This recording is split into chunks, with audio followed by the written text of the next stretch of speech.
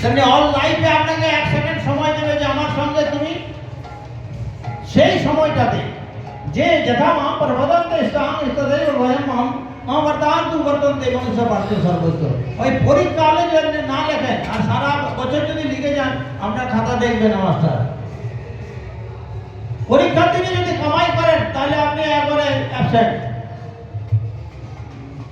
ঠিক তেমনই মৃত্যুর সময় যদি আপনি তাকে না স্মরণ করেন তাহলে আপনার লাইফ অ্যাবসেন্ট। বলো না রাধে।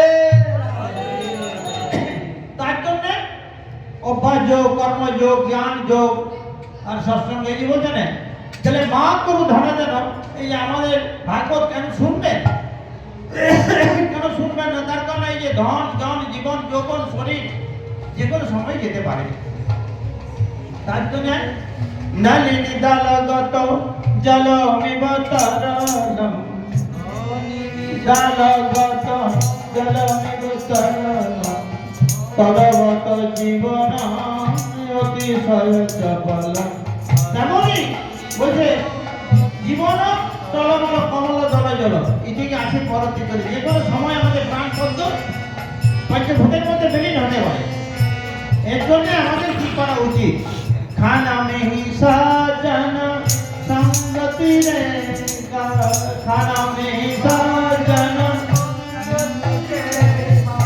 ভবতি ভগবান নামে তোরিতে নৌকা। তাহলে আমরা যখন এসেছি এই ভবসাগরে তখন একবার তো যেতে হবে। তো যাবেন তার জন্য কি চাই? গুরু কৃপা চাই।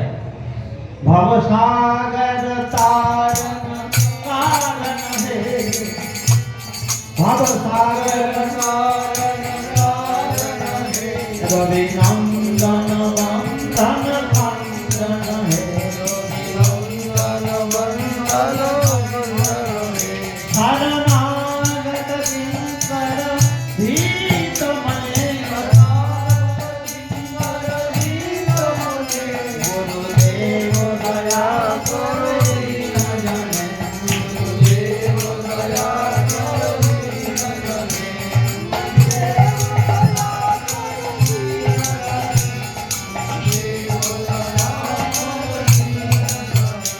গুরুদেব দয়া করে গুরু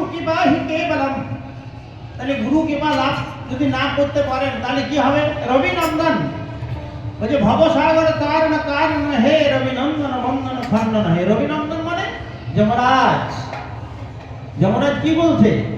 এই কলিতে হরিনাম ভজজি আর সব মিছে পলাবার পথ নাই, জম তোমার আছেই কাছে। পিছিয়ে মতলব না, কাছেই কাছে।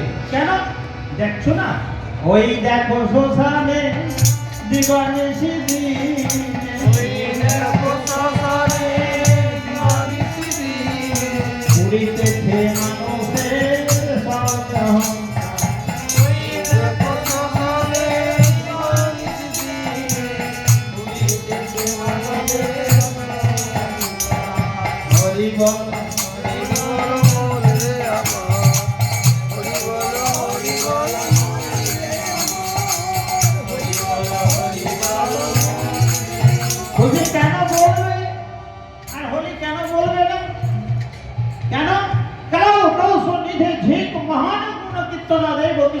মুক্ত বন্ধ করেন ব্রজে।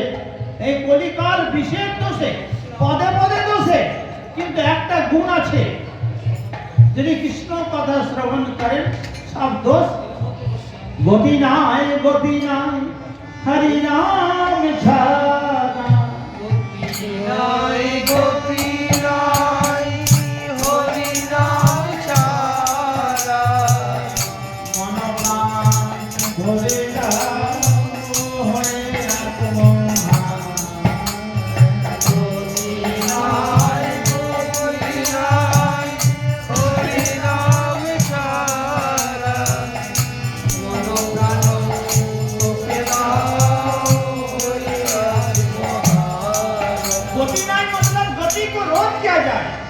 এখান থেকে আপনাকে এক পাও যেতে দেবে না।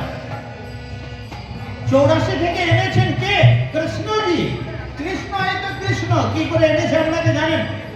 কৃষ্ণ ধাতুর উপর ন প্রত্যয় হয় কৃষ্ণ, কৃষি সত্তাবাচক, যিনি নিত্য আনন্দ দিতে পারেন, আনন্দের উৎকর্ষ তিনি। তাই বলছে সেই কৃষ্ণ আপনাকে এনেছে কি করে? আকর্ষণ করে। কোথা থেকে? স্থাবর লক্ষ্য সত্তা, 20 লক্ষ গাছপালা থেকে এনেছে। তারপরে যখন এই গাছপালা থেকে আপনি লাস্টে এলে তুলসী দেবী, বৃন্দা বৃন্দা ওই তুলসী দেবই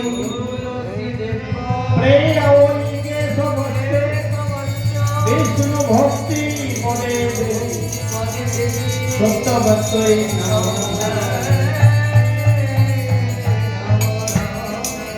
এই জন্য প্রতিদিন তুলসীকে বন্দনা করা বা পরিক্রমা করা বা পূজা করা দরকার। কারণ আপনি একদিন তুলসী হয়েছে, 20 লক্ষ গাছপালার পরে যখন আপনি তুলসী হলেন, মানে বিচেতি থেকে তুলসী, বিচেতিও সবুজ জানেন তো। বিচেতি যদি আপনি আলিঙ্গন করেন তো আপনাকে কি দেবে? ঠান্ডা দেবে না গুলগুলি দেবে? বুঝলে হবে, সারা গায়ে আপনাকে অ্যালার্জি করে দেবে। তেমনি যদি কেউ কৃষ্ণ ভজন করে সে তুলসী, আর যে কৃষ্ণ ভজন না করে সে বিচেতি। তাহলে যারা কৃষ্ণ ভজন করে না, বলো না রাধে রাধে, আর তাকে যদি আপনি আলিঙ্গন করেন তাহলে আপনার গা গুলগুল করবে।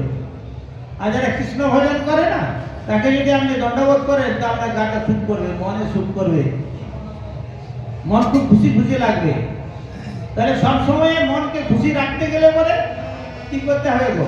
কৃষ্ণ শরণম। তাই এই জন্যে স্থাবর লক্ষ্যমিং সত্তা, যখন আপনি 20 লক্ষ বাদে তুলসী হলেন তখন আপনাকে নিয়ে চলে আসা হবে পূজার মণ্ডপে, তুলসী চাই। তারপরে 10 লক্ষানি জলজ, যখন জলজ প্রাণী 10 লক্ষ বার হলে, হাঙ্গার, কুমির, মাছ, মছলি ইয়া কই ভি হোক, সেইগুলো যদি আপনি আবার নেক্সটে ওদের পেছনে ধাওয়া করেন, তখন পুনরায় মুসিক ভব, তাহলে আপনাকে আবার ওই 10 লক্ষানি জলজগতেই ঘুরতে হবে। কারণ জড়ভাড়া যখন হরিণকে ভালোবাসলে তখন হরিণ হয়ে গেল, তেমনি আপনি যদি মাছ মছলিকে ভালোবাসেন না, আপনিও মাছ হবেন। বলো না রাধে না, সমঝে? সেই জন্যে তাদের ভালোবাসুন, কিন্তু স্বার্থ নয়, নিঃস্বার্থে ভালোবাসেন।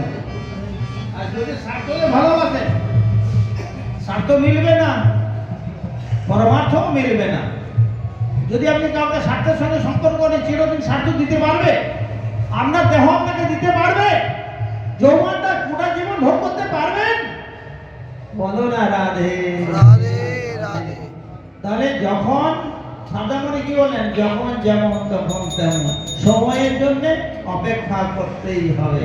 তার সেই সময়টাকে ঝড় করেন, তিনি সাধু। সময় চলিয়া যায় নদীর স্রোতের প্রায়, যে সময়ের সাথ দেয় তারে বলে হারিব, এতটুকু সময়ের এত দাম আছে।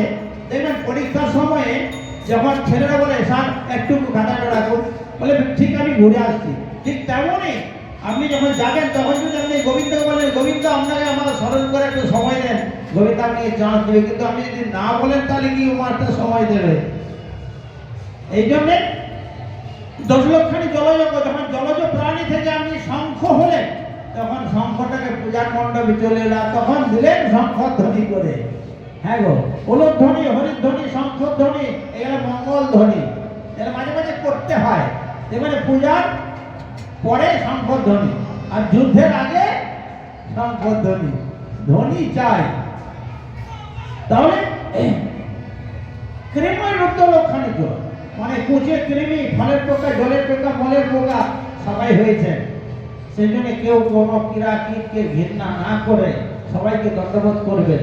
সকালে উঠে নিয়ে আগে ভূমিকে প্রণাম করবেন, বৃন্দাদেবীকে পরিক্রমা করবেন, পিতামাতাকে প্রণাম করবেন, গুরুজিকে প্রণাম করবেন, তারপরে নিজের কাজ শুরু করবেন। কারণ গুরু কৃপা খুবই দরকার। তাই বলছে যখন ওই কীট হলেন, জলের কীট, কি গণ্ডকী নদীতে যখন বজ্র কীট, যেগুলো